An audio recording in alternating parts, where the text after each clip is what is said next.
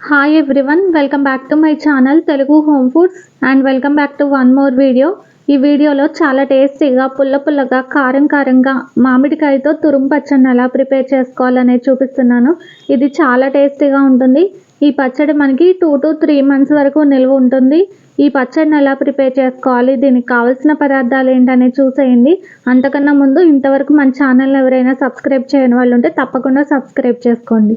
ఈ మామిడికాయ తురుము పచ్చడిని ప్రిపేర్ చేసుకోవడం కోసం మామిడికాయల్ని తీసుకొని వాటిని నీట్గా వాష్ చేసుకున్న తర్వాత ఆ కాయలకున్న చివర తొడాన్ని కట్ చేసుకోవాలి. మరీ ఎక్కువ కట్ చేసుకోకూడదండి. ఇక్కడ నేను వీడియోలో చూపిస్తున్నట్టు చాలా పల్చగా కట్ చేసుకున్న తర్వాత వాటర్లోకి వేసి ఒక 5 to 10 minutes వరకు అలా వదిలేయాలి. ఒక 5 minutes తర్వాత వాటర్లో నుంచి తీసి కాయ మొత్తాన్ని నీట్గా తుడుచుకోవాలి. ఎక్కడ తడి లేకుండా పూర్తిగా తుడుచుకున్న తర్వాత ఈ కాయని ఒక 5 to 10 minutes వరకు ఫ్యాన్ గాలికి ఆరనివ్వాలి. ఈ పచ్చడిని మనం ప్రిపేర్ చేసుకునేటప్పుడు ఎక్కడ తడి లేకుండా చాలా జాగ్రత్తగా ప్రిపేర్ చేసుకోవాలి. ఇలా కాయ మొత్తాన్ని తడి లేకుండా ఆరిన తర్వాత ఈ కాయ మీద ఉన్న పొట్టు మొత్తాన్ని పీల్ చేసుకోవాలి. ఇక్కడ నేను పెద్ద మామిడికాయను ఒకదాన్ని తీసుకుంటున్నానండి. మీరు ఎన్ని కావాలంటే అన్ని మామిడికాయలతో ఈ తురుము పచ్చడిని ప్రిపేర్ చేసుకోవచ్చు. ఇలా పొట్టు మొత్తాన్ని పీల్ చేసిన తర్వాత పీలర్ని తీసుకొని దీన్ని ఎంత సన్నగా వీలైతే అంత సన్నగా తురుముకోవాలి. ఇలా అంతా సన్నగా తురుముకున్న తర్వాత దీన్ని మొత్తాన్ని ఒక ప్లేట్లోకి తీసుకొని పెట్టుకోవాలి. ఇప్పుడు మనం ఈ పచ్చడిని ప్రిపేర్ చేసుకోవడం కోసం ఒక బౌల్ని తీసుకొని అందులోకి ఒక చిన్న కప్తో ఈ తురుము మొత్తాన్ని మెజర్ చేసుకోవాలి.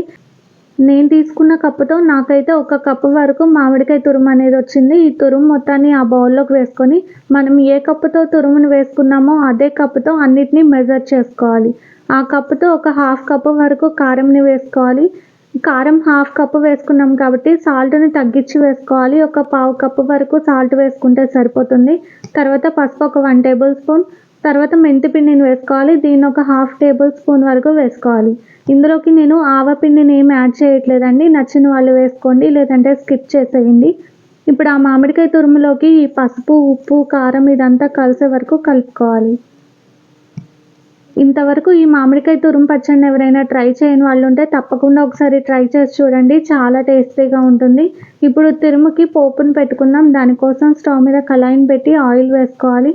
ఆయిల్ వేసుకున్న తర్వాత ఇందులోకి ఆవాలు, ఒక 5-6 ఎండుమిరపకాయలు, ఒక 7-8 వెల్లుల్లి రెబ్బలు వేసి ఫ్రై చేసుకోవాలి.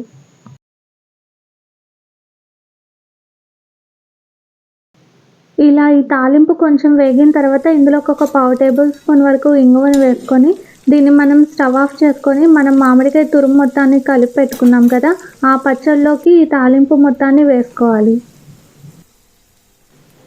ఇలా తాలింపు మొత్తం బాగా కలిసే వరకు కలుపుకున్న తర్వాత దీన్ని మనం ఊరాల్సిన అవసరం ఏం లేదండి. వెంటనే దీన్ని మనం తినాలనుకున్నా కూడా వేడి అన్నంలోకి నెయ్యి వేసుకొని తినచ్చు. లేదు అనుకుంటే మూతను పెట్టేసి ఆ రోజంతా ఊరిన తర్వాత నెక్స్ట్ డే కూడా తిన్నా చాలా టేస్టీగా ఉంటుంది. ఈ పచ్చడిని మనం ఎక్కడా తడి లేకుండా జాగ్రత్తగా చేసుకుంటే ఇది మనకి 3 to 4 months వరకు నిల్వ ఉంటుంది. అంతే అండి, చాలా టేస్టీగా సింపుల్గా మామిడికాయ తురుము పచ్చడి అనేది రెడీ అయిపోయింది. వీడియో నచ్చితే తప్పకుండా ఒక లైక్ చేయండి. అలానే మీ ఫ్రెండ్స్కి రిలేటివ్స్కి షేర్ చేయండి. Thanks for watching.